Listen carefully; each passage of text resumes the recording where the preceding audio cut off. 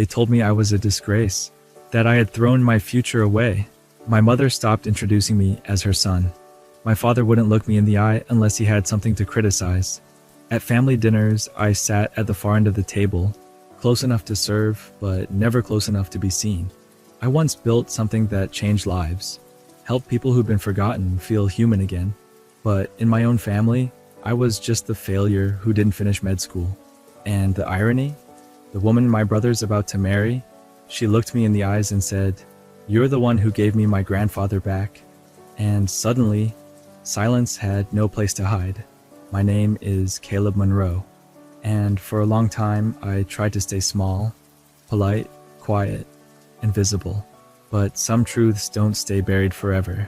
Some truths walk into a room and refuse to leave unnoticed. Before I share my story, I want to know you're here with me. Just say "listening" in the comments, or tell me where you are. I love hearing how far my story reached. Sometimes, even the smallest connection can make a story feel heard. Thank you. And now, here's my story. It was supposed to be Ryan's night. The whole room was dressed in soft gold lighting and the clinking of champagne glasses, crystal vases, linen napkins, those tiny forks no one knows how to use. It all screamed prestige, the kind of setting where every smile hides a checklist and every nod says, "We belong." I was seated at the far end of the banquet table, not by chance. My mother had walked in ahead of me and discreetly pointed at the chair, the one closest to the kitchen entrance, the one where servers brush past your elbow without apologizing. She'd done it smoothly, like placing a vase where it wouldn't ruin the centerpiece. "Just for tonight," she'd whispered. "Sure." From my spot, I could see Ryan laughing with Emily's parents. My little brother, MBA, finance firm, sleek haircut, all the boxes ticked. Emily looked radiant, and I meant that without bitterness. She had a kindness to her that wasn't performative, which made her an anomaly in the room. Halfway through the meal, when the music softened and guests began drifting into polite chatter, she turned toward me. Her smile was warm, not pitying, just genuinely curious. "So, Caleb," she asked, "what is it that you do?" My fork paused halfway. I wiped my mouth with my napkin, felt the familiar pressure build behind my ribs, and exhaled quietly. "I run a tech platform," I said. "Help seniors get comfortable with digital tools." That was it. No buzzwords, no pitch. Emily tilted her head. "Wait, Mindbridge?" I looked at her. Her eyes narrowed, the kind of narrowing that happens when a memory struggles to surface. Then they widened, recognition flashing like a struck match. "Oh my God, you're the founder of Mindbridge?" Her voice wasn't loud, but the room noticed. Ryan turned his head. My mother stopped mid-sip. My father's brow furrowed like he'd misheard something unpleasant. Emily stood up, no warning, no hesitation. Her chair scraped softly against the wood floor, and all conversation near us died instantly. "I had no idea," she said, looking straight at me. "My grandfather, he'd stopped speaking to anyone. After my grandmother passed, he didn't even answer the phone. We thought we lost him." Her voice broke slightly, not with drama, but sincerity. But then someone at the center helped him set up Mindbridge, and suddenly, he was emailing, sending us voice notes. He even FaceTimed my little brother on his birthday. She turned toward the guests. "That's because of Caleb." People looked at me like I'd just stood up in the middle of a funeral and started singing. I didn't say anything. I just sat there while Emily looked at me with something I hadn't seen from my own family in over a decade. Respect, and something deeper, gratitude. My father's mouth opened, then shut. My mother blinked, lips twitching with the kind of smile that doesn't know whether it's proud or confused. And Ryan? His expression didn't move. He just stared. That night, for the first time in years, I didn't feel like background noise. I didn't need applause. Emily's eyes were enough. And for one undeniable moment, I wasn't invisible anymore. My name is Caleb Monroe. I'm 34 years old. I live on the attic floor above a used bookstore in Portland, Oregon. It smells like old paper and second chances. There was a time I was supposed to be the pride of the Monroe family. Firstborn, 4.2 GPA. Early admission to Northwestern Med. My father's eyes used to light up when I talked about anatomy. My mother used to introduce me at church as our future surgeon. Then sophomore year happened. I didn't crash and burn. That would have made sense. Instead, I faded. Slowly. Quietly. I stopped going to labs. Slept through exams. One day, I just stopped showing up. No drama. No big breakdown. I just couldn't do it anymore. I told my mom over the phone that I was dropping out. She didn't yell. She just said, "Okay, honey, maybe you just need a little time to rest." Then she told the family I was taking a break to recalibrate. That was over 12 years ago. Since then, there's always been a pause when someone asked about me, a polite shuffle in conversation. I became the son who needed space, the one figuring things out. I worked odd jobs for years, warehouse gigs, night shifts at a diner, helping a friend organize wedding rentals. Enough to pay rent, enough to stay busy, but it wasn't living. It was floating. Then one afternoon, while delivering coffee to a retirement center, I noticed a woman in her late 70s struggling with a tablet. She had tears in her eyes and kept saying, "My daughter said it's simple, but I can't see her face." I knelt down and helped her open FaceTime. We got the camera working. Her daughter answered. That woman cried for 10 minutes straight, just whispered, "Baby, baby," over and over. Something clicked in me. So I started going back, volunteering, showing up at centers, coffee shops, anywhere people over 65 needed to learn how to text their grandchildren. It wasn't a business. At first, it wasn't even a plan. I just needed something to pull me out of bed. Years later, I called it MindBridge. It's not glamorous. It's not flashy, but it's real. My parents don't ask about it. To them, I'm still the son who dropped out and never got back on track. But sometimes at 3 a.m., I'll get an email from someone in rural Idaho thanking me for helping them hear their sister's voice again. And that, more than any diploma or family approval, is what keeps me going. They never saw me, but I kept building anyway. Not for them. For everyone who's ever felt like a voice echoing in an empty room. I visited my parents' house the week before the engagement party, not because I was needed, but because I thought, maybe this time, someone would say they missed me. The house looked the same. Pristine lawn, a little ceramic angel still perched by the porch steps, and wind chimes that hadn't aged a day since I left for college. But inside, things had shifted. There was a new photo wall in the hallway leading to the kitchen. Framed memories, glossy and perfect, arranged like a curated museum of Ryan's success, his graduation from Wharton, a candid shot of him with Emily at a vineyard, even a professionally staged family photo with her parents, all dressed in navy and beige, like they'd agreed on a palette for happiness. I scanned the wall, not expecting much, and I found myself, once, a snapshot from a family trip to Yosemite when I was maybe 10, shoved into the bottom corner, close to the floorboards. I had braces and a crooked haircut, holding a fishing rod I never learned how to use. The frame had a small crack in the glass. No one had bothered to replace it. I stepped over it like you'd step over an old doormat. Dinner was roast chicken and potatoes, just like old times. Mom set the table in quiet ceremony, humming to herself while Dad scrolled on his tablet. Ryan arrived late, apologizing with a bottle of wine. Emily wasn't with him. "She's got a dress fitting," he said, kissing Mom's cheek. Halfway through the meal, I got up to grab a glass of water.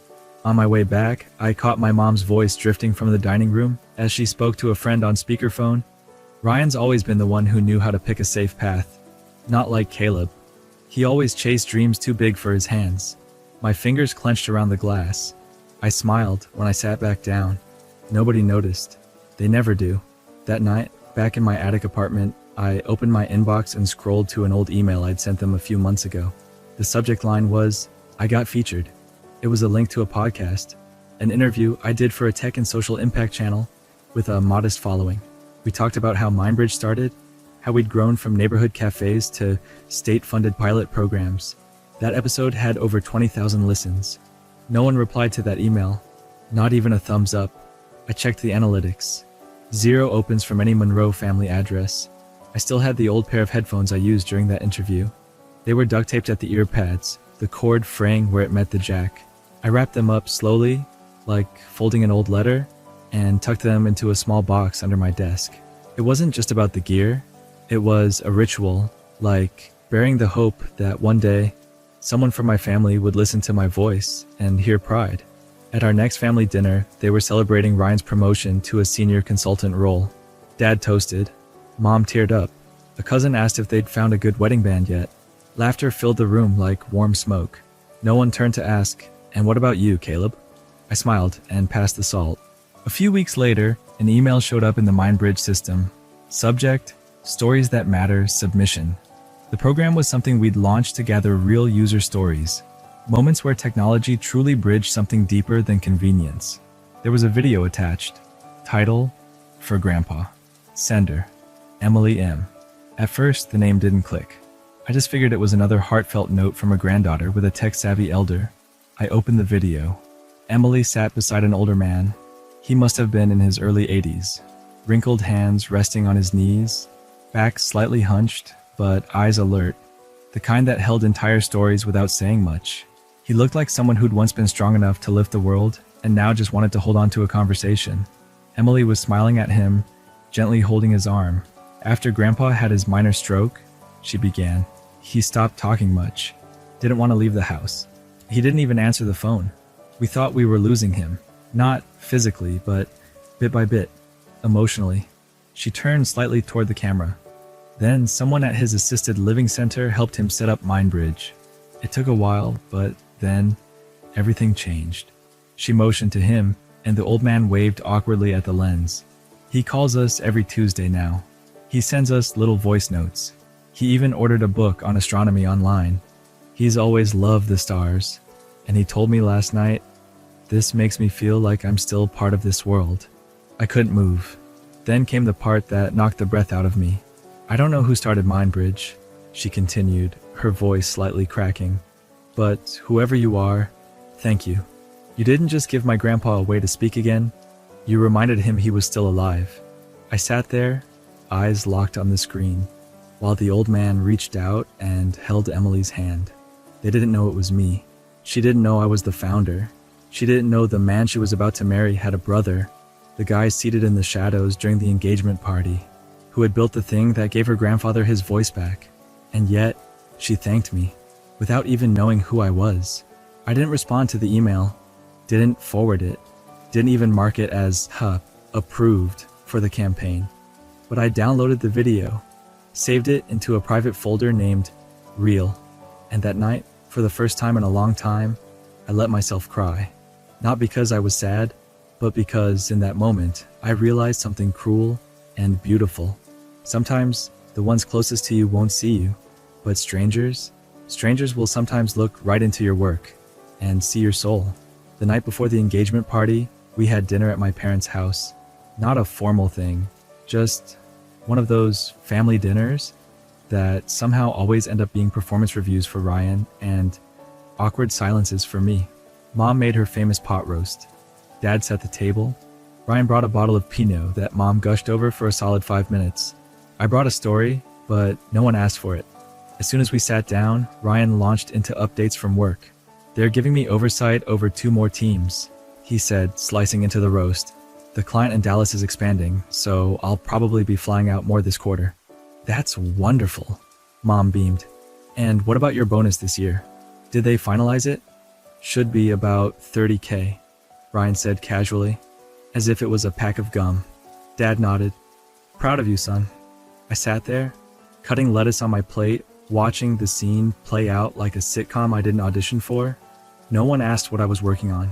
No one asked about the platform I'd been building for years. So I volunteered. Actually, I started, trying to sound light. We had a user in Spokane, 92 years old, who called his great-granddaughter over video last week. First time in her life, hearing his voice. Said he thought he'd never get to tell her happy birthday again. I looked up, hopeful for anything. Dad raised an eyebrow. "That's nice. Still doing that volunteer tech stuff, huh?" "It's not exactly volunteer," I began.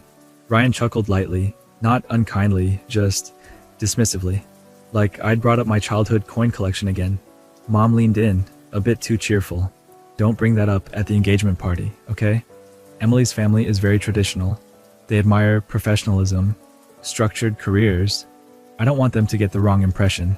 I didn't say anything, just nodded, but something under my skin started to burn. After dinner, I helped clear the table. As Mom handed me the stack of plates, she sighed and said it like she was talking to herself. Thank goodness for Ryan. At least there's someone in this family we can really be proud of. I froze for a second, then carried the dishes to the kitchen, rinsed them under cold water, and excused myself early, claiming I had work to finish. On the walk home, I felt more hollow than angry. That kind of cold that doesn't sting, but just settles deep like fog. When I got back to my apartment and I opened my inbox and found an email from the Oregon State Innovation Board. Mindbridge had been selected as a showcase project at the Community Tech Forum next month. My name, founder, and lead developer was listed right there. And yet, all I could think about was how none of it mattered to the people I wanted it to matter to most. Because the deepest pain isn't being unrecognized. It's knowing the people you love never even look long enough to decide if you were worth recognizing. 1 week before the party, Mom sent me an email with the subject line, "Let's make a great impression." It had 3 image attachments, each of a different suit. One was a tan ensemble that screamed wealthy country club. Another was charcoal gray, stiff and boxy. The third looked like something a TV news anchor might wear in the 90s. Beneath the images, she'd written, "Don't wear anything too dark or too plain. This time, you should look like someone respectable." I read the line 3 times. This time. This wasn't the first time she tried to manage my appearance. In elementary school, she once changed my entire outfit 15 minutes before class pictures because blue makes you look tired. In high school, she told me not to wear black to a friend's funeral. Said it made grief look too intense for others to handle. But what stuck this time wasn't the suits. It was the final sentence. "Emily's family has high standards. Please don't make me feel ashamed." I sat back in my chair, staring at the screen. Not angry, not hurt, just cold. Again. I remembered being 13, skipping soccer tryouts to draw a portrait for the school art fair. I was proud of it. A full-page charcoal sketch of my dog, Baxter. When I showed Mom, she looked at it, then at me, and said, "That's nice, but don't let people think you're different. It's better to blend in." From then on, I learned not to show her the parts of me that didn't fit, the things that weren't easily framed in a report card or a college acceptance letter. Now here I was, a grown man, still being told what costume to wear so I wouldn't embarrass the people who'd stopped seeing me years ago. I called Ryan later that evening. "Hey," I asked, "does Emily's family actually care about dress codes? Or is this just Mom again?" He hesitated. "I think Mom's just stressed, man. You know how she gets." That was all he said. And that was enough. Nobody was going to challenge her, because everyone knew the rules, even if no one liked them. Stay in the lines. Don't ask too many questions. Don't make it weird. I hung up and stood in front of my closet. There weren't many options. I had 2 suits that still fit. One navy, tailored. Nothing flashy, but sharp enough. I chose that one. Not to provoke her, not to rebel. Just to finally pick something for myself, without asking if it matched the version of me they'd written into the family script. I wasn't trying to ruin the picture. I was just done pretending I belonged in it. It was one of those gray Portland afternoons where the sky felt like wet concrete, and the windows of the coffee shop glowed warm against the cold. I was seated across from Jamie, our new intern at Mindbridge, a 19-year-old with bright eyes, chipped nail polish, and more questions than hours in the day. She was sketching out UI improvements for a trial version of our new interface, pausing only to sip her chai latte or throw out thoughts like, "What if we replace the icons with full words? Most of our users aren't familiar with symbols." She wasn't wrong. As she talked, I found myself half distracted by the sound of the espresso machine and the quiet jazz humming overhead. Then a voice broke through from the next table. It was clear and a little shaky, like it had to push past some years to be heard. "Excuse me," an older woman said. "Are you Caleb Monroe?" I turned, surprised. "Yes, ma'am, I am." She smiled, eyes lighting up. "I just wanted to say thank you. My father, he's 86. We thought he'd given up on everything after his stroke.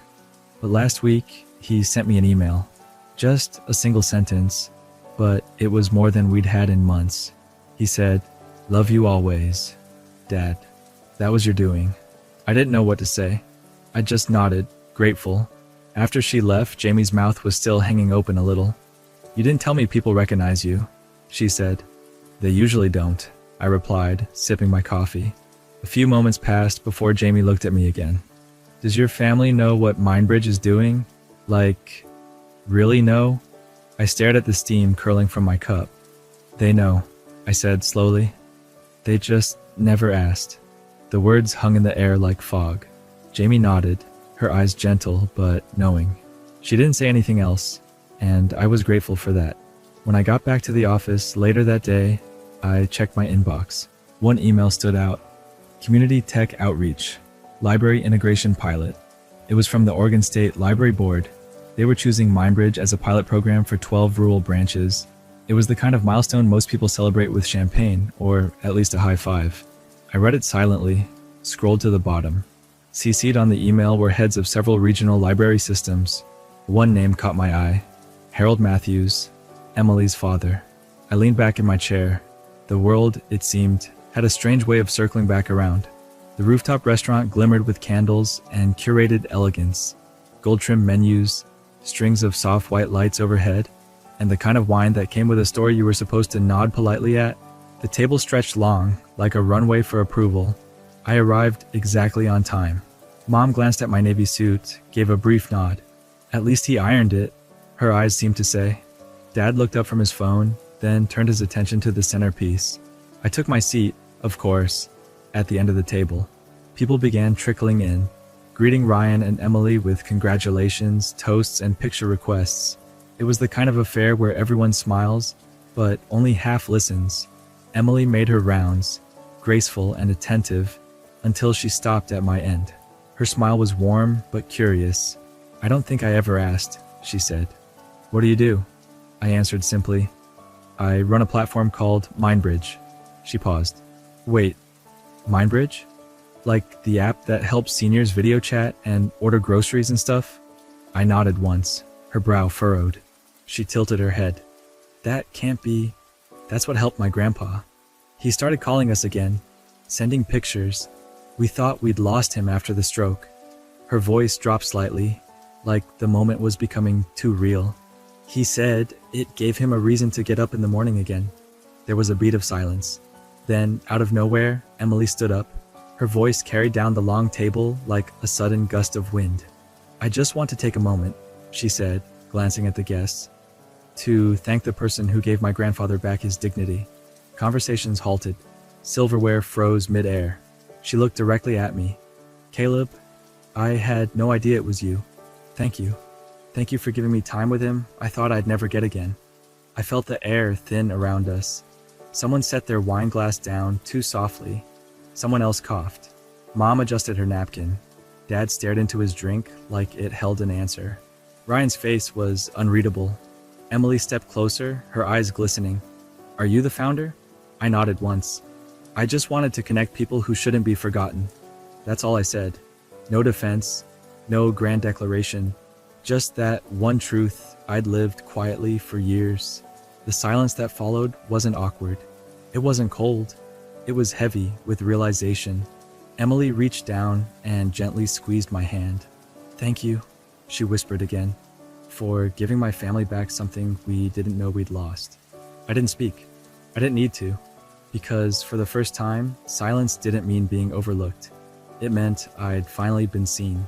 The morning after the engagement party, I woke up before the sun even bothered to rise. Not out of anxiety, not out of excitement, just quiet, like my insides had matched the stillness outside. I made my way through the still sleeping streets of Portland, the chill air soft on my skin. I walked with no urgency, no destination in mind other than the coffee shop I'd been visiting for years. Same corner table, same cracked leather seat, same flat white, no sugar.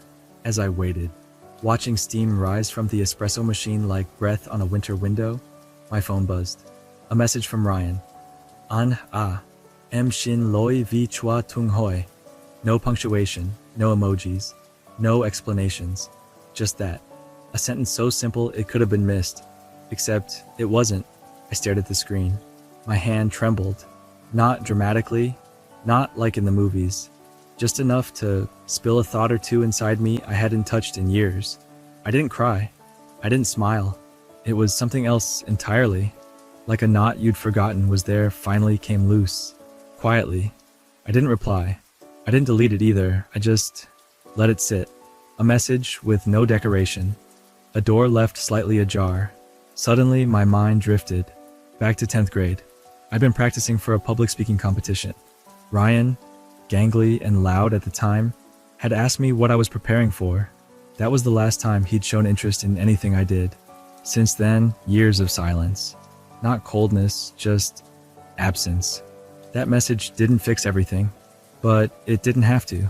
It was enough to shake something loose inside me that had been stuck far too long. I left the shop, coffee in hand, weaned at my back. On the way home, I passed the bookstore I used to live above. The display window was crowded with colorful covers and chalkboard quotes. One book, almost hidden in the corner, had a title that stopped me. Let them see you in your own light. I stood there, reading those words again and again. Then, slowly, I walked inside. 2 weeks later, I was back at my desk, the late afternoon sun warming the edge of the room, as I finalized a custom version of MindBridge. This one was different. It had larger buttons, simplified menus, voice-guided tutorials, specifically designed for the assisted living facility where Emily's grandfather had lived. It came with a lifetime access code, priority support line, and pre-installed shortcuts for things like family video calls, music streaming, even digital books. I placed it all on a USB drive, slid it into a small envelope, and tucked in a letter I'd written by hand. No signature, no sender, just a few lines in clean, unshaken handwriting. Some connections keep going, even when words stop. Thank you for helping me hear a voice I thought I'd lost. I didn't tell Emily. I didn't mention it to Ryan. No one else needed to know. It wasn't about making a point. It wasn't about finally being recognized. It was about giving something back, quietly, to the thread of humanity that had kept me going when I didn't have anything else. That evening, I stood in front of my refrigerator. The hum of the compressor was the only sound in the room. I pulled a new note from my wallet, written not for anyone else, but for me. I stuck it on the door, right above the handle. They'll call you a failure until one day they ask how you did it. No flourish, no signature, just truth. I caught my reflection in the brushed metal of the door, clearer than usual. I was standing tall, not trying to prove anything, not waiting for applause, just here. And in that silent space, I realized sometimes the loudest victories are the ones no one hears but you. That's the end of my story, at least for now. Thank you for sticking with me, for listening to something that wasn't always easy to say out loud.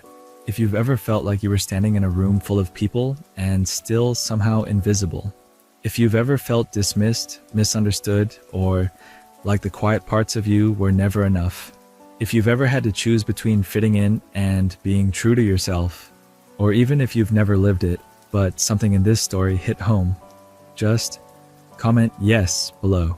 Sometimes that one word can mean, I hear you. And maybe that's where healing begins. Not with fixing everything, but with being seen.